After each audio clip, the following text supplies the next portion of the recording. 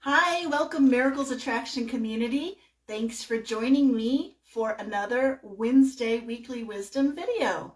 I'm so glad that you're here with me. I've been recorded the last 3 weeks and I'm back live again and happy to share with you what I learned on my retreat to Mexico for A Course in Miracles. But first, if you're new, I want to let you know that this community is one that Carly Hardy and I founded to support you and encourage you on your spiritual path, whatever that may be.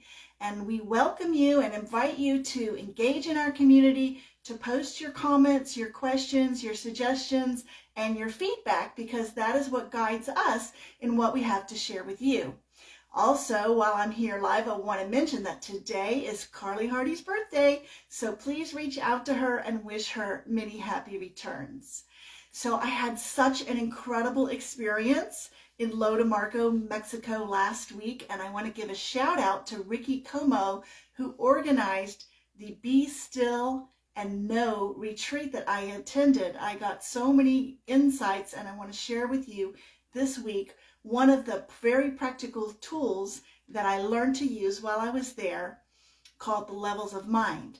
Now, you may remember that last week I talked about Dr. David Hawkins, and I showed you that chart that listed all of the different emotional states that we as humans, having a spiritual beings having a human experience, human beings go through and suffer from. And knowledge that is not applied is useless. So you may know that you are stuck in a low vibrational emotional state of shame or fear or guilt, but how does that help you get out of that state? How does that help release you and rise up that chart to a higher frequency, a higher vibration, a higher emotional state? Well, this levels of mind tool that I'm going to share with you today is one very practical way to do that. So, you know that A Course in Miracles says projection makes perception, that there's no world out there except for the one that we are projecting from our minds, like a projector, out onto the screen of reality. This reality is an illusion which we are creating with our minds. Our minds are very, very powerful, and this is how the process works. You have a belief first, and then you see evidence to confirm what you believe, not the other way around, as many people think. So I'm going to show you the levels of mind chart, and this is a tool that was created by David Hoffmeister, a very wonderful teacher of A Course in Miracles who has a community in Mexico. And it shows these different rings, these different levels of how things operate in your mind. And I have 3 examples that I'm going to give to you of what happened to me while I was at the retreat and that I processed using this tool, which all led down to the very same belief. So the first thing that happened was the first morning that I was there, I came down to breakfast with the other ladies, and I started a conversation with the lady sitting to my right. I wanted to be friendly and chat with her, and she immediately cut me off and said, "I don't feel like talking over breakfast. I want to be in silence." So I was a little taken aback. I was a little hurt, but I also realized that it didn't have to do with me personally. Everyone is always doing the best they can do with what they have, and then if I were to take it personally, I would be hurting myself for no reason. So I decided to let that go. The next thing that happened at my retreat was that I could not find any sweetener for my coffee. I'm an avid coffee drinker. I love coffee in the morning with cream and sugar. I couldn't find any sugar, any Splenda, any stevia, any kind of sweetener except for honey. So I put the honey in my coffee, but I also mentioned to one of the retreat organizers that it would be nice to have some other form of sweetener. And she said, "Thanks for letting me know, and I'll make a note of that and pass that along, see what we can do about it." The next morning I came down to get my coffee, no sweetener. The third morning, no sweetener. At this point, I was starting to feel a little annoyed because I had spent a lot of money, not only on the retreat, but on traveling to get there. So it started to irritate me. And then the third thing that happened was, even though I never saw a single mosquito the entire time that I was on the west coast of Mexico, I got eaten alive by mosquitoes. I had itchy welts and bites all over my legs, even though I wore long pants the whole week that I was there. So I started to feel annoyed about that, which is an annoyance of the body, which, as we know, always relates to the ego operating. And I started to have thoughts like, why didn't anybody warn me and tell me to bring bug spray with me to this retreat? Why are they not burning citronella candles or those coils that kill the mosquitoes? Why am I suffering with mosquito bites? I was very unhappy about that. So all of these things were small annoyances. And I've done the work of A Course in Miracles for many, many years now, and I have learned how to process big, big upsets and let them go. But these minor upsets, I did not think was a big deal. I did not want to bother anybody with them or say anything about them. And this is people-pleasing. This is people-pleasing activity. And it's the flip side of the coin of getting all bent out of shape and upset about something when you just kind of pretend that something's not really bothering you and you're not going to deal with it. It's still an ego tactic. It's just brushing the annoyance under the carpet, but I was still disturbing my peace. So A Course in Miracles says that there are no small upsets. A little annoyance or irritation is no different than being enraged about something. It still takes you off your peace.